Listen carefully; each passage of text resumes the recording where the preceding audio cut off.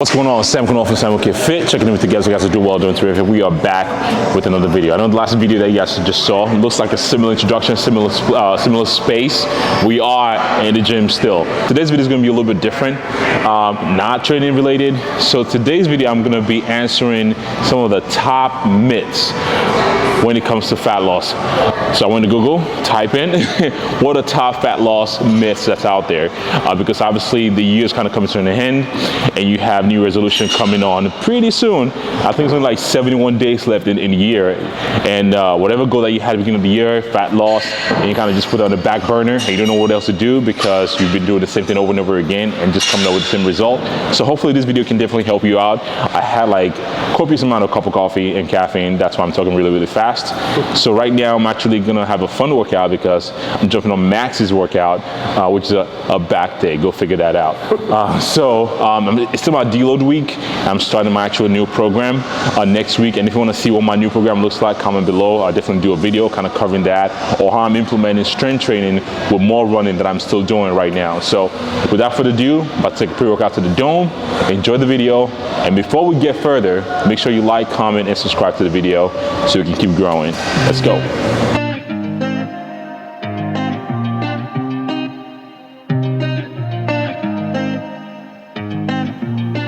I've been shining on the city lights. All this doubt around me, damn it, look, I got it right. Don't you try to hit me, now you live a petty life. All those nights I laid awake, I pray for better life.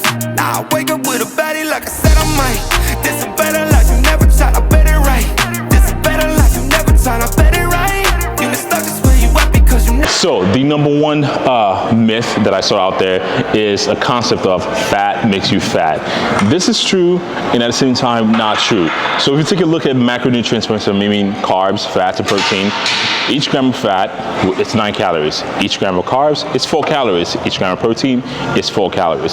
So in the grand scheme of things, if you eat a bunch of fat food, of course it adds up in calories. So the calories in totality can make you fat. But to say a specific food group, or a specific macro makes you fat, it's definitely not true. Calories, eating a lot of calories and having a low activity rate makes you fat. At the end of the day, it comes down to energy balance, meaning if you want to lose weight, you need to be in a caloric deficit. If you want to gain weight or mass it, you need to be in a caloric surplus. If you want to maintain what you have, be in a caloric maintenance. So fat necessarily does not make you fat, but yes, they do contribute in terms of having a huge amount of calories. A fatty food will give you a lot of calories. If you eat 90 grams of fat compared to 90 grams of protein, you are going to have more calories when it comes to fat compared to protein or carbs. In that grand scheme of things, yes, it does make you fat, but to say eating fat will make you fat, that is not true.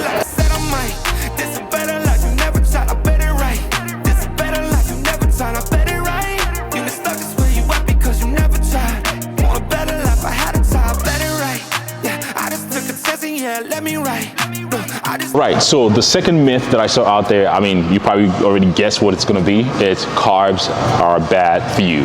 I feel like it's a propaganda that's being, pushed out there by the food industry. If you are pro-fat, you push propaganda that carbs are bad for you. If you're pro-carbs, you push propaganda that fats are bad for you. If you are carnivore diet, you push propaganda like sugars and carbs are bad for you. Again, you do not want to demonize a particular type of food, a particular type of macro as being bad or good. Carbs are not bad for you. Carbs are your energy source, or your fuel source. You should be eating carbs. A lot of people try, for instance, like New Year's resolutions, for, like I said earlier, like you want to cut, let's say, I'm just going to cut entirely a food group out. Fruits, rice, bread, potatoes. You want to cut all that out. And what I will advise you to do is, one, don't do that. And two, you're already setting yourself up for failure, because once you cut a particular set of food groups out completely, can you see yourself eating that specific food for the rest of your life, or not eating that for the rest of your life? If you can answer that question for you, that will typically give you like the direction that you need to go to. So most people know you love carbs, you want to eat carbs. Yes, you have to eat in moderation, but just don't look at it as, I'm just going to cut carbs out because carbs are bad for you. from the previous point, calories in general as a body, you should look at that, not just a particular set group. So myth number 2, carbs are not bad for you. Next myth out there, I can see the reason why this myth might be true for some people. Like you hear that, like, yeah, it definitely affects me. And the myth is you shouldn't eat past a certain amount of time or shouldn't eat late at night. So the reason why I think some of them might hear this, like, oh yeah, it's true. It's like you think because you ate late and your body's not going to digest the food. I'll give an example, for instance, like I'd like to finish my food at a certain amount of time just because I know if I ate late, it might impact my morning weigh-in because I didn't have enough time to digest it. Did I gain fat? No, I did not gain fat. It's just going to impact my weigh-in in the morning. So to keep my weigh-in as regular as possible, I like to eat at the same time. And if I do eat, end up staying late throughout the night, doing work, and I get up in the morning and my weight is kind of spiked, I understand, or I can maybe make some sort of adjustments, or in my head, like, yeah, I can see how that spike can happen because I ate late at night. And it's not because I gained weight. Which leads me to another point here. This, I can call it like point B. You do not want to rely your fat loss on a single weigh-in, meaning you're not going to weigh yourself every Saturday of the week and neglect Monday, Tuesday, Wednesday, Thursday, Friday, Saturday. Like those are incredible amounts of time that you could make some gains or actually have some fat loss, but you don't know about it. And you wake up the following Saturday and you wake up and like, yeah, I gained 2 pounds this week.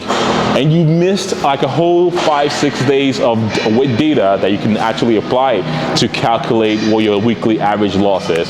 So no, eating late does not make you fat. It might skew your weight a little bit because you ate late more than you've been before, but eating past 7 will not make you fat. Took a chance and yeah, I rolled the dice.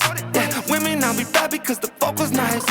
Yeah, I must admit that this ain't overnight.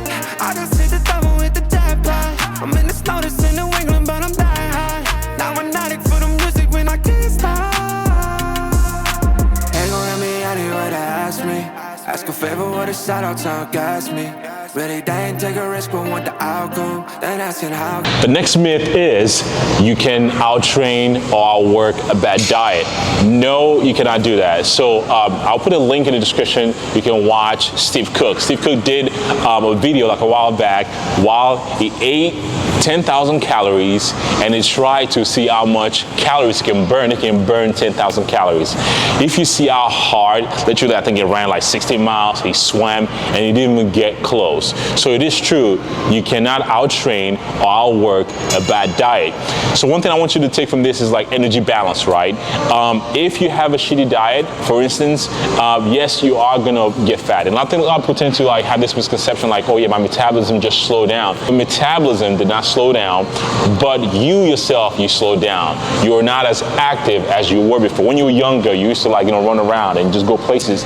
And you got older, you got all the priorities and things you want to do. So your activity level slows down, but you're still eating more, possibly more than you were eating when you were younger. So the energy balance there is not equal to give you the body that you're looking for. So if you think, yes, I'm gonna, eat 1,000 calories, I'm just gonna burn it off. That is not, it's not a healthy mindset to be in the first place. So no, you cannot out-eat or out-train or outwork a bad diet. I've been signing on the city lights. All this doubt around me, then but look, I got it right. Don't you try to hit me, now you live a petty life. All those nights I lay awake, I pray for better life. Now I wake up with a baddie like I said I might. This is better life, you never tried, I bet it right. This is better life, you never tried, I bet it right. You been stuck just where you at because you never tried. Want a better life, I had a time.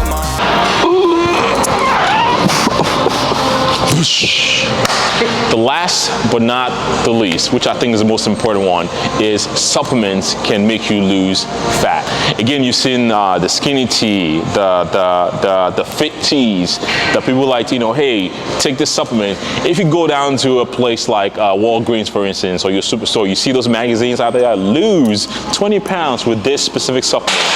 That is not true. It's a bunch of bull jive turkey, if you know what I mean. But that sounds hideous. Anyways, but that is not true. You cannot take a specific supplement and it's going to make you lose fat. Don't get on any sort of weird detox or anything like that. It doesn't work. Yes, supplements, for instance, for working out, right? Supplements can enhance maybe how you work out, for like maybe can prompt you to work out, but it doesn't burn fat. Activity, increased activity, or minimizing your input, aka food, that is what makes you lose fat, not a specific supplement. So don't waste your money on buying whatever supplement your cousin or your friend told you to take. Like, man, I've been taking this, man, it's been working great for me. No specific supplement can aid in fat loss. Energy balance, meaning you're eating less than what your body needs to maintain itself, aka deficit, and making sure you got high quality food and you exercising or you are very active. Those are the things that's going to contribute to your fat loss success. TKO fat. So, you want to know how to TKO your fat? Don't do that, or you can do that to increase your activity. But to wrap up this video, 2021 is about to be a wrap. 2022 is around the corner. So I would love, my hope for you is, yes, if you want to knock out fat, just like I knocked out that bag, or the bag knocked me out, we'll never find out. But if you want to like get rid of the fat that you've been carrying and you actually made a decision to do that, the first thing I would advise you not to do is jump on a fad. Any sort of aggressive way of cutting fat, because that's typically not really sustainable. The best advice I can give to you is think about this in a way of on a micro level. Don't think big picture. But what I mean by that is don't try to cut a specific food group out. Don't try to cut a massive amount of calories out. What you need to do is literally find something small. Track your steps, for instance. If you normally take maybe 4,000 steps a day, try to increase that by 1,000 steps. Don't change anything, increase that by 1,000 steps.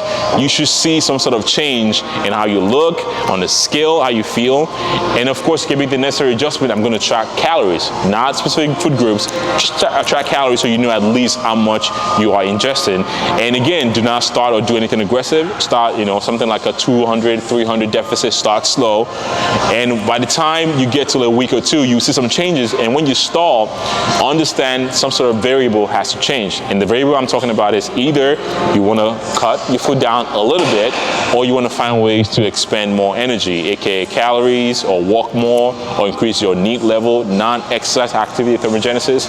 So doing something or approaching from a small micro base level will actually give you more sustainability than thinking I'm just going to cut a massive food group out.